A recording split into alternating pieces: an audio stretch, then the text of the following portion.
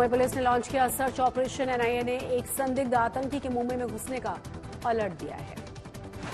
NIA ने Mumbai police को email पर शहर के एक संदिग्ध शख्स के मौजूद होने की जानकारी दी है। एनआईए ने ईमेल में संदिग्ध के लिए खतरनाक शब्द का भी इस्तेमाल किया है। एनआईए ने संदिग्ध शख्स का नाम बताया है सरफराज मेमन।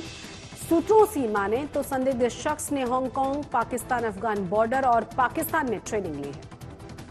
मराठी दिवस पर बोलते हुए कार्यक्रम उद्धव ठाकरे ने फिर से बोला चुनाव आयोग पर हमला। कहा यह चुनाव आयोग नहीं है, चूना लगाओ आयोग है। आदित्य ठाकरे का दावा, राज्यपाल रमेश बैस ने अपने भाषण में दी थी गलत जानकारी। एमबीए के शुरू किए गए प्रोजेक्ट को बताया था अपना। नवी मुंबई के हिंदू सोसाइटी के लोगों ने किया लव जिहाद के खिलाफ प्रदर्शन। कड़े कानून बनाने की भी मांग की गई। महाराष्ट्र के सीएम एकनाथ शिंदे और उप मुख्यमंत्री देवेंद्र फडणवीस ने कई परियोजनाओं का भूमि पूजन किया है। मुंबई के सौंदर्यीकरण पर भी जोर दिया गया। मुंबई में संजय राउत ने बीजेपी और ओवैसी को बताया राम श्याम की जोड़ी। कहा जहां बीजेपी को जिताना होता है वहां ओवैसी पहुंच जाते हैं। ओवैसी ने मुंबई में बोला एमबीए पर हमला। कहा मराठों को दिया आरक्षण, मुसलमानों को नहीं। उद्धव सरकार में देवेंद्र फडणवीस और गिरीश महाजन को जेल में डालने की कोशिश हुई थी, सीएम शिंदे का दावा। नासिक मंडी आज बंद। प्याज के बेतहाशा गिरे दामों के खिलाफ किसानों ने किया प्रदर्शन। नासिक में किसान ने 2 एकड़ प्याज की फसल को मिट्टी में ही मिला दिया। बाजार में 500 रुपए क्विंटल बिक रहा है प्याज। किराया निकालना भी बहुत मुश्किल। नासिक के बाद अब अहमदनगर में प्याज के दाम गिरने से किसान परेशान हैं और नाराज भी। सरकार से सब्सिडी की गुहार लगाई है। कोल्हापुर जिले में कनेरी मठ में 1 दर्जन गायों की मौत से मच गया है हड़कंप। 30 गायें बीमार हैं। मराठी राजभाषा दिवस के मौके पर 8 साल की ग्रहिता विचारे ने वैरवगढ़ पहाड़ी पर ट्रैकिंग की है। हीरकरणी के नाम से मशहूर है ग्रहिता। वडोदरा की करजन तहसील में मिला मृत तेंदुआ। खेत की फेंसिंग में फंसकर मरने का अंदेशा। मुंबई में ओडिशा के सीएम नवीन पटनायक, मुकेश अंबानी समेत कई उद्योगपतियों से उन्होंने मुलाकात की। अडानी ग्रुप में एलआईसी की होल्डिंग की गिरती वैल्यू को लेकर कांग्रेस ने किया है सरकार पर हमला। एलआईसी को ये रिस्क लेने के लिए किसने मजबूर किया? पहले की तुलना में कम टोल टैक्स भरना होगा। National highway authority of India ने टोल टैक्स के रेट्स में कटौती की है।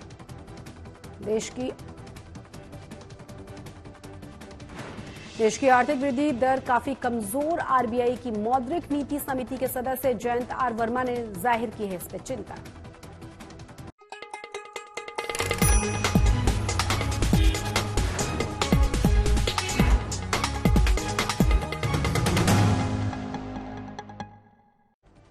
नमस्कार, आप देख रहे हैं आज तक और आपके साथ मैं हूं शशि तुषार शर्मा।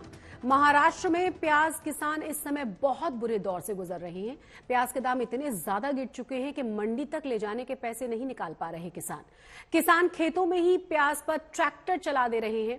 किसान संगठनों की मांग अब यह है कि सरकार इस मामले में दखल दे और किसानों को सब्सिडी मुहैया कराए।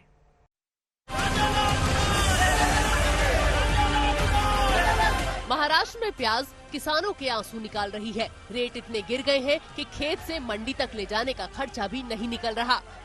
सोमवार को किसानों के प्रदर्शन की वजह से एशिया की सबसे बड़ी प्याज मंडी लासलगांव बंद रही।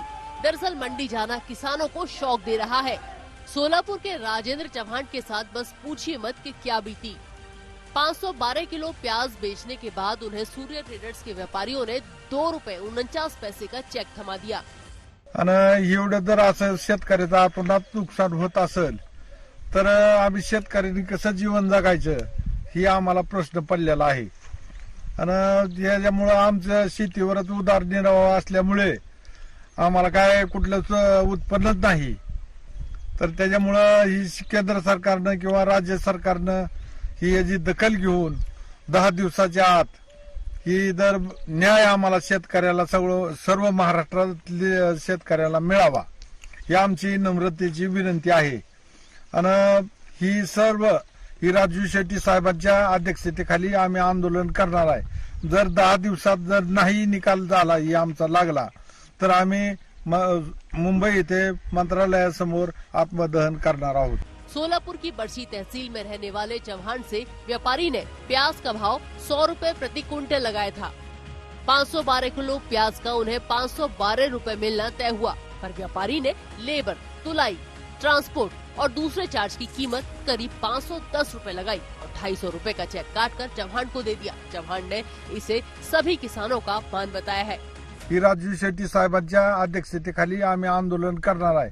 जर 10 दिवसात जर नाही निकाल झाला ही आमचा लागला तर आम्ही मुंबई येथे मंत्रालयासमोर आत्मदहन करणार आहोत। ये मुद्दा महाराष्ट्र विधानसभा में भी उछला तो महाराष्ट्र सरकार ने बताया कि राजेंद्र चव्हाण को 2.5 रुपए का चेक देने वाले व्यापारी का लाइसेंस कैंसिल कर दिया गया है। लेकिन ये सिर्फ एक किसान का अनुभव नहीं है। नासिक के नेताले गांव के किसान सुनील रतन बोरगुड़े ने अपने 2 एकड़ खेत में कटी हुई प्याज पर ट्रैक्टर घुमा दिया। 3 महीने से वो इस प्याज के लिए दिन रात मेहनत कर रहे थे। 1 लाख रुपए का खर्चा हुआ था, पर एक ट्रैक्टर प्याज को ले जाने का किराया तक मंडी से नहीं निकल रहा। दरअसल फरवरी के आखिर में बाजार में आने वाली प्याज की इस फसल को ज्यादा समय के लिए स्टोर नहीं किया जा सकता। किसान के सामने इसे तुरंत बेचने के अलावा कोई रास्ता नहीं है। किसान सरकार से सब्सिडी की मांग कर रहे हैं।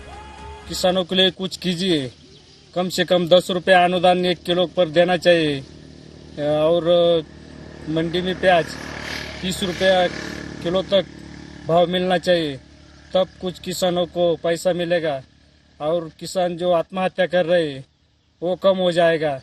शासन, केंद्र शासन कहते हैं कि किसानों का आय दुप्पट हो गया है, लेकिन ऐसा कुछ नहीं, किसानों को कुछ मिल नहीं रहा। किसानों का गुस्सा और निराशा इस बात से समझिए। एक किसान 1 एकड़ खेत में प्याज उगाने के लिए 50,000 रुपए खर्च करता है। इस समय किसानों को नासिक की लासलगांव और येवला कृषि उपज मंडी समिति से 1 क्विंटल प्याज के लिए 300 से 500 रुपए मिल रहे हैं।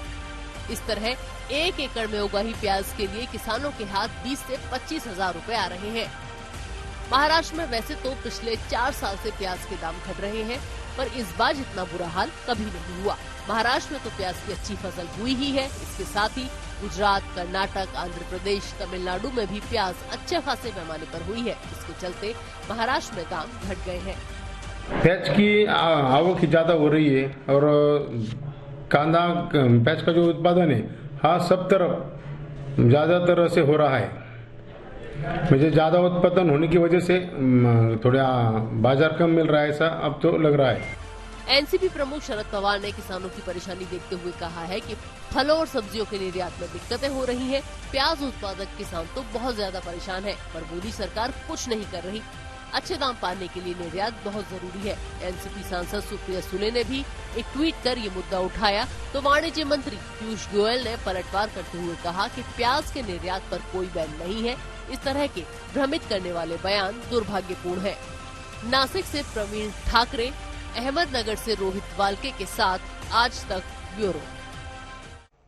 और अब बात करेंगे असदुद्दीन ओवैसी की, क्योंकि मुंबई में एक रैली को संबोधित करते हुए एआईएमआईएम प्रमुख असदुद्दीन ओवैसी ने एक बार फिर से यह साबित करने की कोशिश की है कि वो किसी के वोट काटने नहीं पहुंचे, जीतने के लिए अपने उम्मीदवारों को खड़ा करते हैं।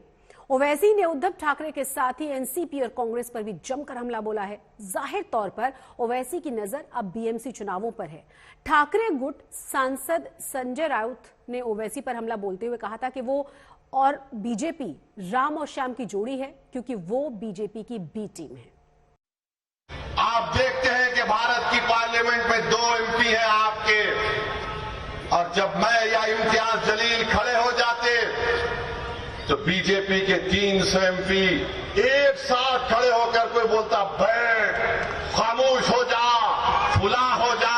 मगर अल्लाह का करम है कि 300 के सामने इस गुनाहगार की जबान चलते रहती है। एआईएमआईएम के महाराष्ट्र से एक सांसद और 2 विधायक आते हैं। असदुद्दीन ओवैसी ने अब मुंबई में बीएमसी चुनाव के लिए भी अपनी जमीन तैयार करनी शुरू कर दी है। ओवैसी ने एक रैली में जमा हुई भीड़ को इशारे में बताया कि शिवसेना के छिन जाने के बाद भी उन्हें उद्धव ठाकरे से कोई हमदर्दी नहीं है। ओवैसी ने कहा उद्धव और शिंदे एक ही हैं। कि वो मुख्यमंत्री असेंबली में उठकर कहता है कांग्रेस उसकी वजीर है, राष्ट्रवादी उसके वजीर है, और कहता है कि हमारी पार्टी ने बाबरी मस्जिद को शहीद किया। अरे कांग्रेसियों, अगर तुम में सेकुलरिज्म इतना राय बराबर जिंदा होता शरद पवार, अगर आपके पास सेकुलरिज्म राय बराबर जिंदा होता तो चुल्लू भर पानी में डूब मरते, तुम छोड़ के चले जाते, मगर नहीं, तुमने मुसलमानों को नहीं, भारत के उन गयूर हिंदुस्तानियों को बेइज्जत किया जो आज भी भारत से मोहब्बत करते हैं।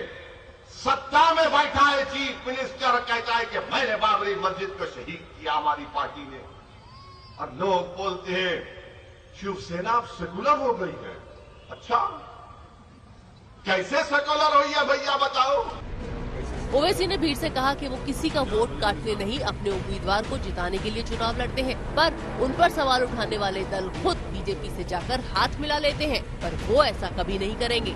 जब राष्ट्रवादी कांग्रेस तो सुबह कितने 8 बजे 6 बजे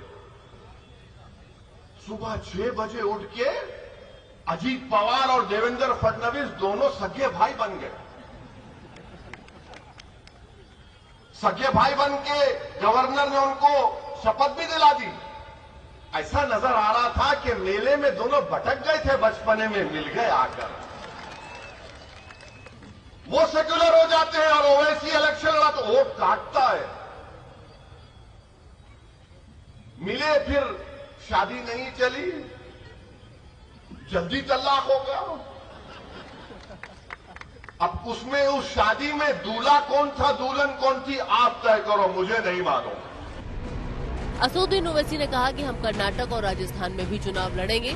ओवैसी एमआईएम के पहले राष्ट्रीय अधिवेशन के लिए मुंबई आए थे और 25 फरवरी को उन्होंने मुंब्रा में भी रैली की थी। ओवैसी ने ये सवाल भी किया कि भारत एक सेक्युलर देश है, तो यहाँ हिंदू राष्ट्र की बात करने पर कार्रवाई क्यों नहीं हो रही? यकीनन बीजेपी को हराना है। हम भी नहीं चाहते कि 24 में दोबारा इस वतन अजीज का वजीर आजम नरेंद्र मोदी बने। मुंबई से देव कोटक के साथ आज तक ब्यूरो। अब एक और महत्वपूर्ण खबर, मुंबई में चल रहे बजट सत्र में एनसीपी की विधायक सरोज अहिरे विधान भवन में बने फीडिंग रूम में पहुंची थी, मगर क्या आप कल्पना कर सकते हैं कि वहां इतनी ज्यादा गंदगी थी जो बच्चों के लिए बड़ी हानिकारक हो सकती है। जी हां, अपनी तकलीफ को बताते हुए सरोज रो पड़ी। मुंबई विधान भवन में फीडिंग रूम की मांग के लिए उन्होंने प्रशासन को एक पत्र लिखा था। एमएलए का आरोप यह है कि फीडिंग रूम के नाम पर बस 2 कुर्सियां डलवा दी गई हैं। वहां पर जो सोफा रखा हुआ था उसमें बहुत ज्यादा धूल थी, सैनिटाइजर नहीं था, बच्चे को लिटाने के लिए कोई बेड जैसी व्यवस्था नहीं थी। सिर्फ नाम के लिए 2 कुर्सियां डालकर उसे फीडिंग रूम कह दिया गया।